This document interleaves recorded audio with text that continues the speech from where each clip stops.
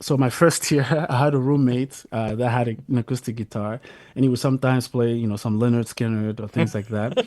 And It's hard for yeah, me I to think imagine you playing Leonard Skinner. oh man, I think the first song I learned to play on the guitar was More Than a Feeling by Boston. And I sort of like gotten him to, show me a couple chords. And I think it sort of like helped break the mystique of the instrument because up to that point, I'd always pictured the guitar like kind of like the violin, something that you probably have to start when you're three if you have any hope of being halfway decent at it. From NCPR, welcome to Northwards. People, ideas, and conversations from and about Northern New York, Vermont, and beyond.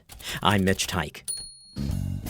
Support for the Northwards podcast comes from the J.C. Steiniger and M.E. McDonald Charitable Fund at Adirondack Foundation in support of the Adirondack Foundation, building stronger Adirondack communities. Hey, Ethan. Hi, Mitch. Ethan Shanty is our producer, and he joins us as he does at the beginning of many of these interview segments.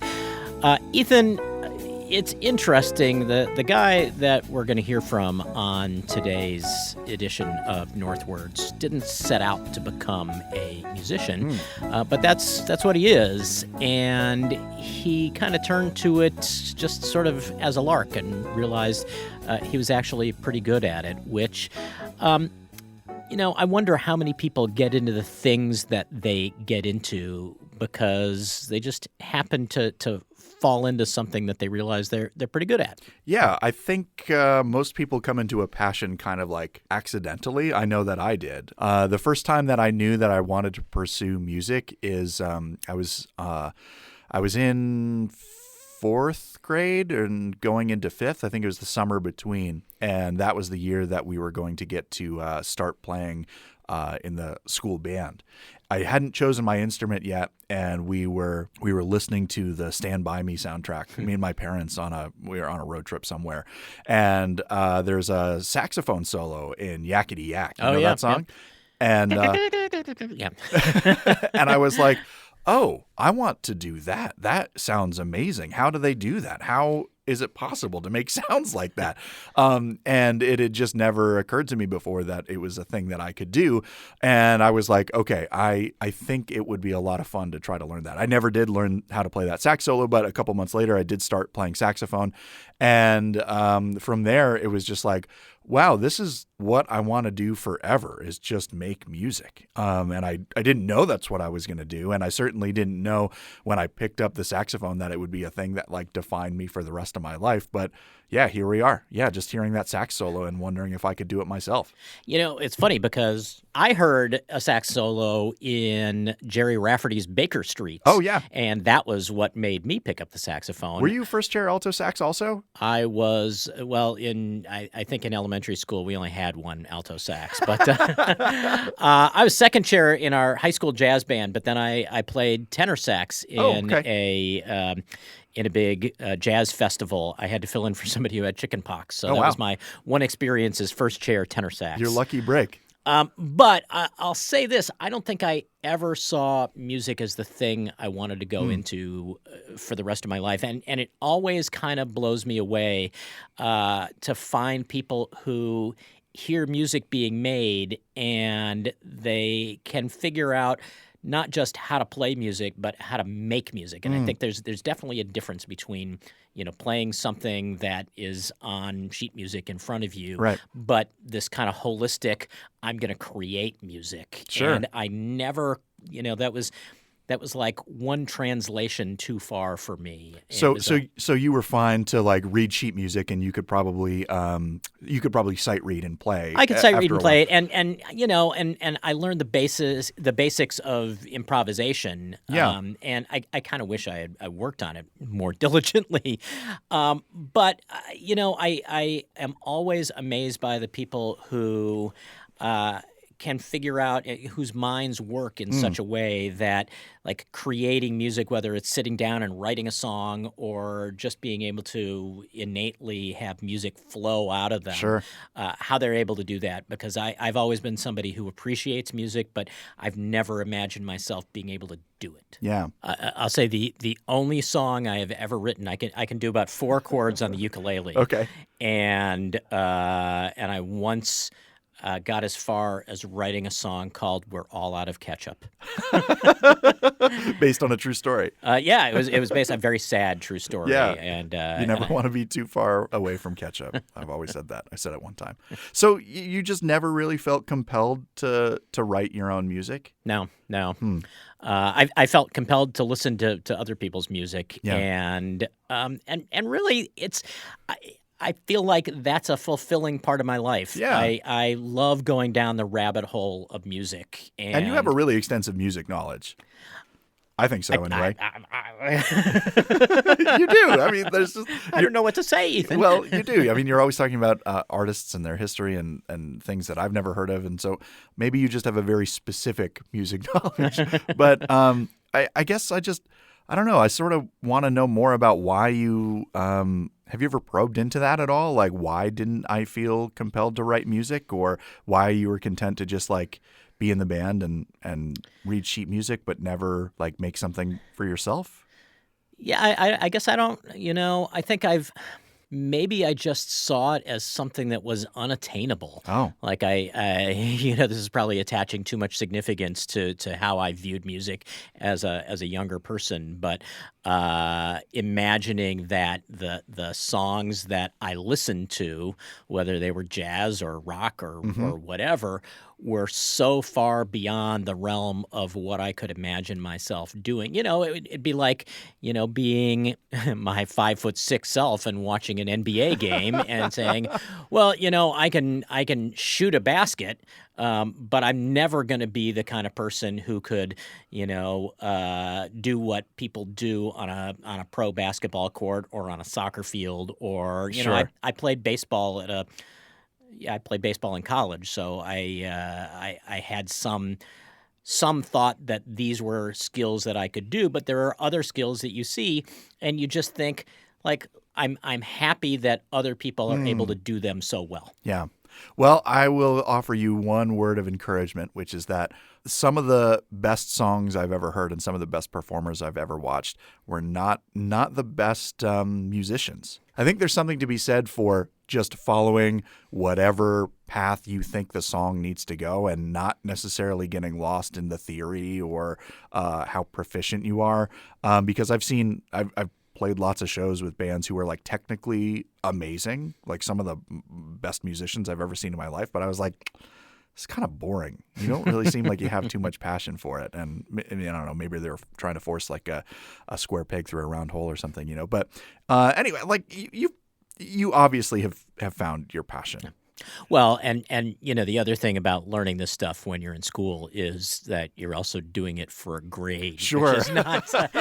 Which is maybe not the most organic way to become a musician. Yeah, and I think that's why a lot of people don't pursue it later in life, is because it feels like homework, Like I have heard from so many people that their love for reading, for example, was stifled in school because it's like, I just want to read the book and enjoy it. Like I don't want to have to give a book report. And Steinbeck!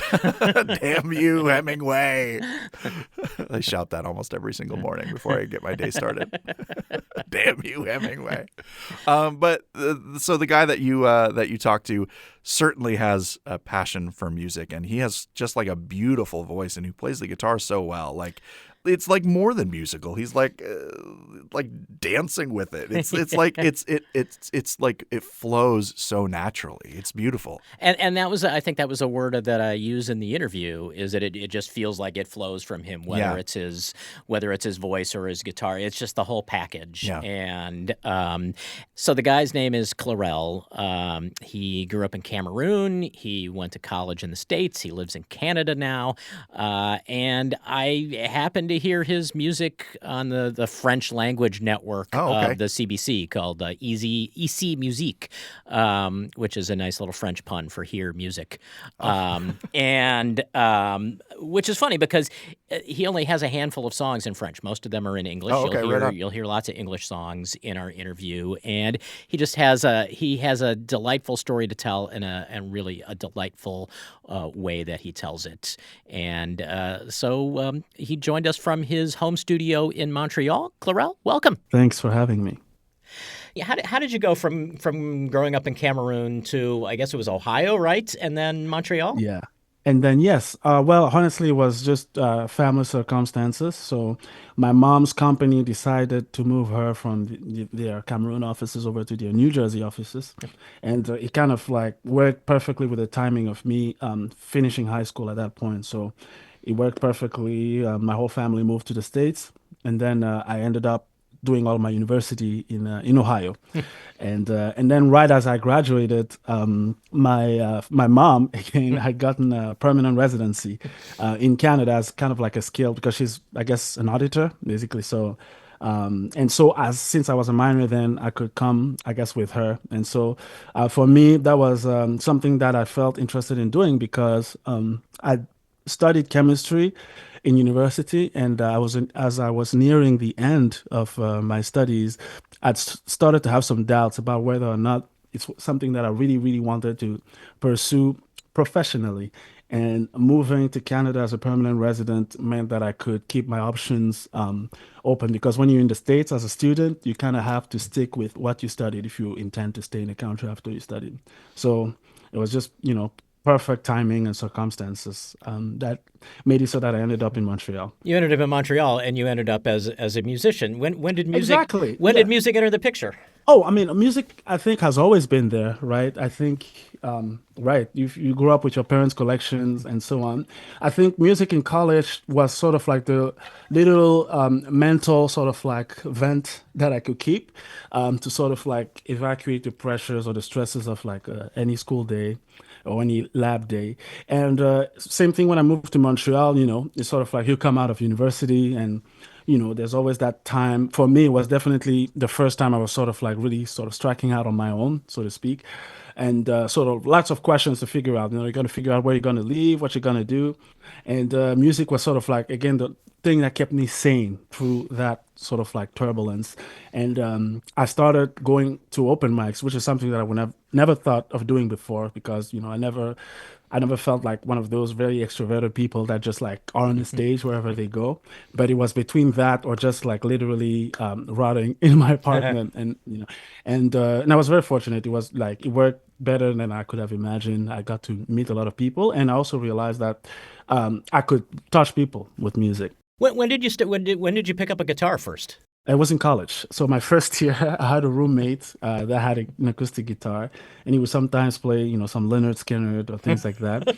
And It's hard for yeah, me I to think I, imagine you playing Leonard Skinner. oh man, I think the first song I learned to play on the guitar was More Than a Feeling by Boston.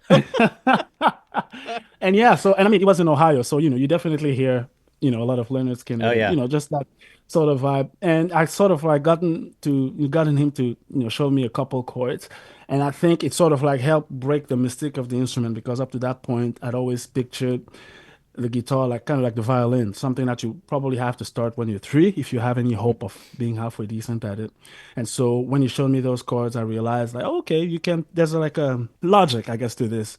And so I could go online and figure out, chords to some of the songs that I played. So since I'd already had so much exposure to music, again, like growing up in our family, we always had CDs and things like that playing. So, it kind of made me want to figure out the chords, and that's kind of how I started putting together the two, the singing and the playing. But in college, it was mostly for me, very occasionally for some like dorm friends and whatnot. But it wasn't until I guess I came to Montreal and that I kind of like, without even meaning to, started spending more time doing it. And another thing that happened in college too is that I went to Memphis, on a school trip, and I visited the American Museum of Soul Music, and that sort of like opened the door of that, that big world. And so that's kind of how I started also putting it together, that soul music that I just loved already, but also that I found I could sing. Like, I felt like, it felt natural to me. It felt like a very natural way of playing and making music. This is our fork in the road. Love's last episode. There's nowhere to go. No, no. You made a choice now. Now it's up to me. Bow out gracefully. Though you hold the key, but baby, so putting that together with the guitar made it so that by the time I came to Montreal, when I was going to open mics, that was sort of the repertoire I was covering. And I think, because those are obviously amazing songs, right? So like people obviously responded to that at that time. It really was more than a feeling for you. But Thank no, you. but truly, and no, because like growing up, I think you, we had like Fela Kuti playing, we Oh had yeah. Bob Marley, we had like lots of African artists, lots of French francophone artists. So, yeah, definitely. I fell in love with music very, very early. And so, yeah, that was sort of like, I guess finding soul music was just like my entryway into like, oh, if ever I were to do this for people, this is probably what it would feel like. And then, doing it and then having people actually responding to that for me was kind of a no-brainer to just keep doing it.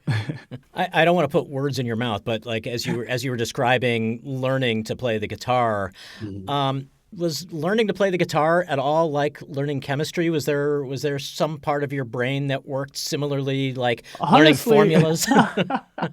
in a way, yes. I think, with chemistry and with really all the sciences, because really one thing I learned is they're all connected, right? They all kind of like rely on each other to sort of like go forward. But there's a sort of like basic system of like just simple logic, right? Even something as simple as 1 + 1 = 2. So there's like that part to music, and then there's also just the muscle memory aspect of it. And so I found it definitely a bit more intuitive, which is why, for me, coming back from a long day of classes, it was the perfect thing for me to do to try and like figure out the song. In a way, it didn't really feel like I was thinking too hard about it, or if I was thinking about it, it's stimulated my brain in a different way. It's so yeah, there's obviously similarities, For me, like I feel like I'm someone that likes like I follow logic, I actually don't consider myself a very like abstract person, but like definitely with music, with chords, yeah, there's that logic, and I think that definitely helped. So how did the response that you were getting from people at these open mic nights encourage you? I Mhm. mean, how much do you feel like you were doing this for yourself versus the people that were listening to you? Yeah. Well, honestly, the first thing, that really struck me was that people talk to me. I think one of the biggest things you realize, I lived on campus when I was in university, and I think one of the biggest things you realize when you exit that environment and go out into quote unquote the real world is that you're never gonna be in an environment where it's gonna be that easy to meet people that are similar, similar age, interests, and so on. So it's like I feel like that's a real question, right? That's something that people grapple with to this day. How do you meet people? And frankly, like without music, like I don't know really what my social life would look like. I can't tell you. There's a point where it's not really as where people would probably look at you a little suspiciously, if you go out to like a bar and start engaging people. So for me, like music solved that problem like immediately. And so just for that already, like that was enough motivation and incentive for me to keep doing it. And so, some of the relationships and connections I made at that point, have lasted me to this day. So that was really it. And I feel like honestly, anything more than that at that point for me was always like extra. It was like, wow, okay, that's cool. Like you want to hire me to play at your bar for like a beer? Okay, no problem. Yeah, that was it really. So like even the concept of getting paid to do it was kind of foreign. But helpful. Yeah, oh, very extremely, extremely. When did you Yes. when did you start writing music? What was the first song you wrote? Ooh, the first song I wrote that I was actually happy to show people was Blackstone. Well, time will help us underline the happy chapters. Now I can't help but see the line you're ever after. No, I've no desire to carry on all by my lonesome. I'm just a blackstone on the road. When all is said and done, that's the way it goes. But what about the way you held my hand? The way our I think I fingers always seem had to because I love run music. Like so I was always in awe of people that could do that alchemy, synthesizing feelings and notes into something that lives with you for all your life. And so I think mentally, I was always trying to do it. And frankly, it's like, it's hard, really. Like putting things together in a way that makes sense to you and is also exciting. And so like there was a lot, and there is still a lot of like just experimentation and just like throwing stuff at a wall, looking at what sticks, and then over time, just kind of like getting better at like picking the things that like you can, hearing something that you can do something with. But I think, yeah, the first sort of like songs I started making, it was actually in college. Obviously in college, I got to meet people, a lot of people from Ohio, people that came from outside the state too. But obviously lots of different music environments. You had the hip hop heads, you have sort of like the indie music folks. I heard about folks like Conor Oberst or like Bruce Coburn that I would have never heard about otherwise, I don't think. And so, yeah, it was great for that. Like I really, really, really enjoyed that. That was like very enriching for me. But Blackstone was the first song that you were willing to share with other. It's amazing. I mean, Yeah. it's such a good song that it's Oh hard man. hard to wrap my head around that this is like the first one that you wrote. I'm just a black stone on the road when all is said and done. That's the way it goes. It's a song that I wrote without necessarily meaning to write it. I think I was just trying, I was hanging on to anything that felt good at that point. And so as soon as I had those pieces, because for me also how it works is like there's just a lot of like bits and pieces of things. It's kind of like echoes of stuff.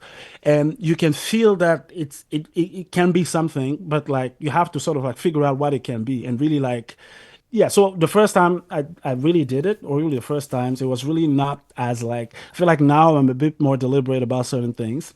And back then it was just pure like, I know I love this kind of music. And like, if I had something to say, what would it feel like? Yeah. But there is something beautiful to think. For somebody. I mean, it blows my mind. Anyone who can write music, like the idea, it's like three languages all put together for me. Yeah. Like my mind can't compute, and so like the idea that there's something beautiful that at least that song just kind of Yeah. flowed out of you. Oh yeah, yeah. And I mean, I think, it was also I think that's the thing that I connected with people with the most. So like I think if I was playing it live, to this day, so like so yeah, no, it felt very, I think it was also listening to so much, so many things that inspire you, you're just hoping, you just want to do something that can, dream of standing next to those things. And yeah, and you just try to do that over and over again. So yeah, I think that was like the first one that I remember being like, yeah, like I should try to record this. And it was around the time that I met my first collaborator on that first EP, Kanto Kataoka, and he was like, yeah, come over, we're gonna just like go in my like in my living room, we're gonna see what happens. Yeah, so yeah, I think there's real beauty, like when I think back of that to that, it's like all that sort of like innocence and just like I feel a bit of nostalgia for that, even though it's gratifying and rewarding to sort of like, connect with other people, grow your ways of like looking at this craft. But it'll never be that innocent again. Exactly. You can only do it for the first time once. Are you always writing music? Are you one of the people that carries around a notebook and you're on the subway or something like, oh my God, Well, I I have to don't. write this down? I don't carry a notebook, but I have my phone at all times. Yes, and I do. Yes, yeah, I do try and collect as much as I can. That's kind of like the easy part because you just let it find you wherever it finds you. I think when it gets a bit more deliberate, it's when you have to now try and like create things out of those bits and pieces. Sometimes it can exist as the bits and pieces too, so there's no rule to it. And that's it, right? At the end of the day, nobody tells you how you have to do it. If you're collaborating with other people, you can sort of like triangulate your different perspectives. But otherwise, you sort of like, you try and inspire yourself from things that have touched you. But yeah, I'm always collecting things. I think honestly, the core of being an artist, I think that's really it, right? Is being a human and experiencing these things. And I feel like that's something that everybody can do. And I think if you're a singer songwriter, then you may be a bit more active about like mining for things and kind of like yeah, playing around with things. So many of your songs are about love, and you talk about collecting things. Do you feel like you have to? This is a weird way to ask it, but are you collecting love when you're out there? Oh, I mean, definitely, in the sense of like, I mean, you're collecting connections, right? Encounters, and like every single person that you pass by, that you interact with, no matter how short the interaction, leaves something with you, right? There's always, it always touches you. And I think a big part of, what I do with music is also, it's really just trying to channel love. So it's kind of like, it could be love of like a song that I heard, that completely changed my life, like it's something that you feel so intensely that you can't keep it for yourself. You want to try and like, reverberate it, like reflect it back into the world, and hope that some of what you feel initially kind of goes through, because I think at the end of the day, like I first learned to love music, love music that I was hearing, and then I thought, man, how cool would it be if like I could make other people feel as good as it feels? And I know that there's a lot of my fellow creators are out there that feel the same about what they do. A couple of years ago, you released an EP of songs in French, and that was in fact how I first heard you. How many languages do you speak? Well, completely fluently too. I speak French and English. And then I have like notions of Spanish, in the right environment. Yes. And I mean, like, frankly, I think it's funny you mentioned language because I also think that's something that I think I experienced music with immediately was, at home we had, Michael Jackson CDs and, I couldn't really understand what he was saying. I knew it was like black and white was the chorus, but like otherwise I didn't know what he was talking about. But it did not affect in any way how much I loved what, the music I was hearing. And, in Cameroon, Cameroon has 250, or about 250 sort of like languages that are kind of like broken up into groups. But, music is made all over the country in different styles. And so I think I definitely grew up being used to the feeling of hearing something I liked, even if I didn't understand what was being said or sung. And so I think that's also why when I sort of like started down the path of being a musician, I never felt like I had to speak only one language to connect with people because I know, especially today, I feel like every year, now you have like amazing artists. I'm sure you have artists in your playlist, that have like all kinds of languages, like Arabic, Spanish, Fulfulde, anything. So I think it's a very exciting, time to be an artist for that reason. And so for me, because also I grew up listening to languages, if you ever take a song that you love and then it's in a language you don't understand, but then you get to sit down with someone that does speak the language and they translate it for you, and then you're like, oh my god, that's oh my god, then it's just like an extra layer, right? And yeah, so I think it's just awesome if you can. I'm very grateful that I feel like, all the different languages I've heard music in. Growing up in Cameroon, we speak both French and English are the official languages, so a lot of the music I heard was in French, and you sort of like learn, you sort of like develop an ear for that kind of poetry, a way of saying things, And it's interesting. I feel like when I perform, if I'm performing for an completely Anglophone audience, they really love, like my French songs go over especially well. I don't know why. It's interesting. They love them in the French side too, but I feel like there's a reaction where like if they tell me about one song after the show, that's the one that they will bring up. Growing up with both French and English, do you feel like you express yourself any differently depending on what language? Yeah. Oh yeah, definitely. Definitely because like being in Quebec, for instance, where like the French is the it's kind of like more familiar. If you go in France and you meet someone you don't know, there's a particular way of addressing that person. But even beyond that, I feel like the personas are different because for me, for instance, I'm a native French speaker. That's like the language I speak with my family. And so when I speak in French, I personally feel like I'm uncovering myself more.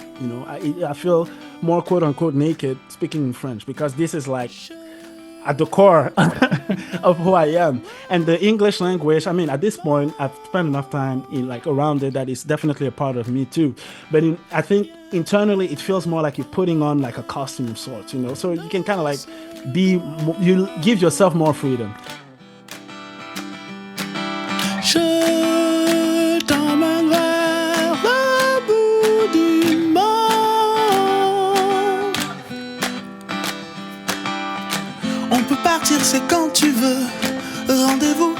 les aigles n'iront pas, hey, on peut s'envoler, laisser le vent nous emporter, hey, on peut partir, c'est quand tu veux. Rendez-vous là où les aigles n'iront pas, hey, on peut s'envoler. Je t'appelle, reconnais-tu ma voix? Je t'appelle, est-ce que tu me reçois? Je t'appelle, quand viendras-tu me voir? Tout est prêt, je n'attends plus que toi. It's interesting. I think like it's just like a fact of it. I don't even know if it's a good or a bad thing. But for that reason, I think for one, when I write in French, I'm like there's like a certain way of saying things where it has to balance a certain way. What I love about the English language is that in a way it's kind of like endlessly poetic. It doesn't have to make grammatical sense or anything to connect. And in French too, but I think when you're a native French speaker like me, you have to like you have to shake that off a little bit before you really feel like that. But in a way, I also feel like having made a lot of music in English, in a way, also has made me a better writer in French. Because at the end of the day, it's still the same person. The voice that you hone in English is still what is going to come out in French, but then you're going to have to figure out how to put it out. So I'm definitely personally conscious of having a different voice. To be honest, I don't have the objectivity required to say if like someone that is bilingual would hear it as coming from the same place. Yeah, so I think it's a very interesting question. What do you miss most about your life in Cameroon? Well, that's my teenage years, right? That's my childhood and my teenage years. So it's already endlessly nostalgic to me just for that reason.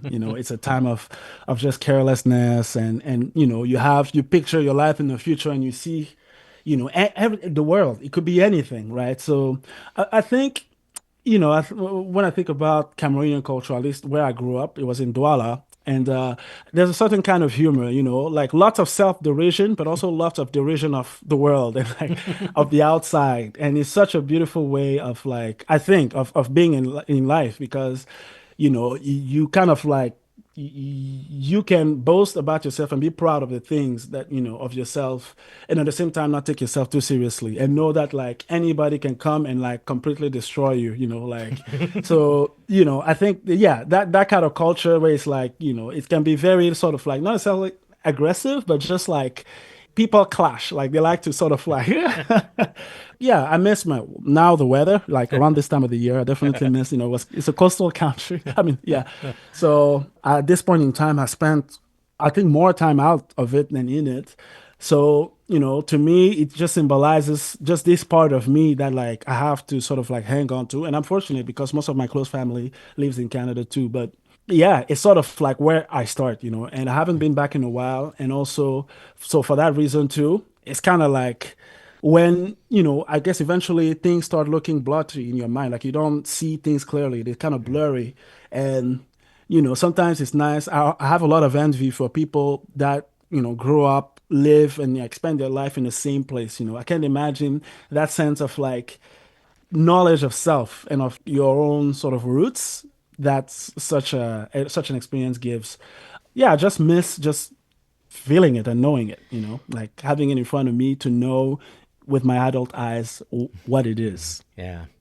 Well, and I know like one of your first releases, the Songs from Under a Guava Tree, was really inspired by that time, Yeah. right? Do you feel exactly. like you've given yourself a little postcard, a little way that your musical life lets you hang on to what life was like there?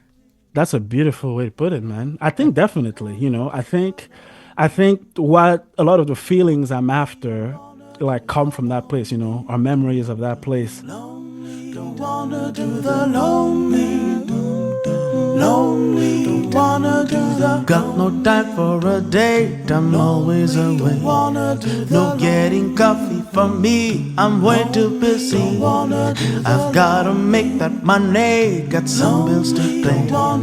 Too many rabbits to chase and no time to play. It's a life of misery. I chose it. That's not. I think the more I spend time outside of it, the more I long for it, the more I want to keep that contact, to know that I'm not completely just like floating.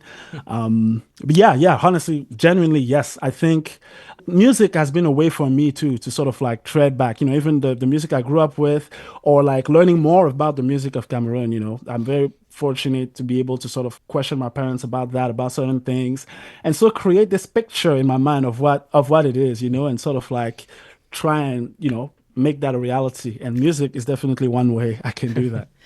I was trying to describe your sound to one of my colleagues here at the radio station, and it's like trying to describe a color or something. It's like I know. you have to hear it. But I finally just said, I don't think it's possible to be stressed out while listening to you. Hey man, I think I'm gonna steal that, man. And that's the idea too. I think I knew when I started down the artistic journey that I wanted what I did to be an escape. The same way that the music I love is to me. You can step into a different place for however long the song is, and so I knew I never pictured myself. I never felt credible in the role of something that like of someone that adds just more like heaviness. Obviously there's a lot of people out there that do it and they do it very well, and but I always felt that what I had, and I mean, this is not me, like this is what I heard from other people, right? What you say now, it's like, yo, I love this is, this is like what I play when I want to relax or when we're trying to put the baby down, or, so that's definitely what I've heard, from people that hear what I do, that like that's where it meets them in their life. It's that moment when you're looking for just like an open window. Wow. I mean, even your sad songs have a lightness to them. Darling child, there's a cloud I can tell is getting heavy, hanging right over your head. Been a moment since we've seen such a weary thing. Do you think you're invisible?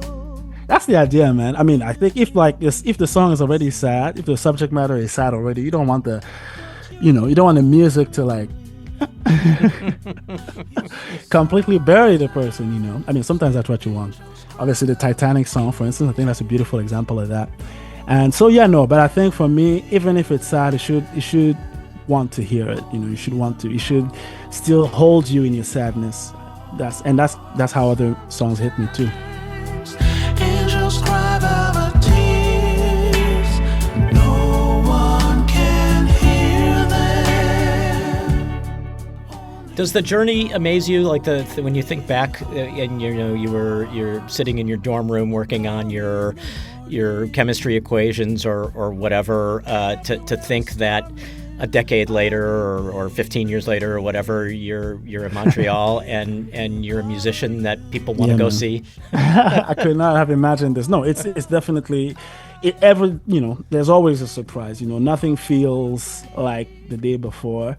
No, I'm astounded and grateful, honestly, because like I told you, for me it's been a way of being in the world too, and I know today you hear so much about, especially among like men, boys and men, like so many issues related to like not really knowing where you fit in the world, and not necessarily seeing people or places that sort of like hold you in that really difficult and not very graceful journey.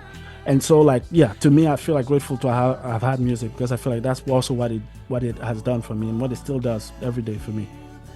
Well, Clerel, I feel better just for having talked to you. Oh man, big compliment, man. Big compliment.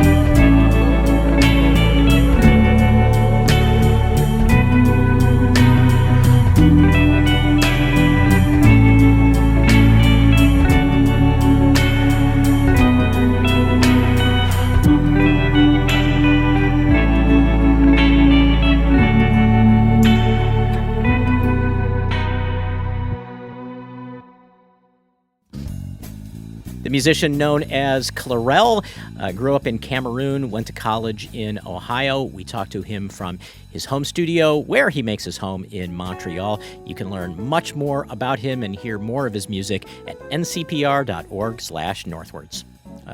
Ethan Shanty, who goes by Ethan Shanty, is with us in the studio now, and he's going to share the names of the people who make this show possible.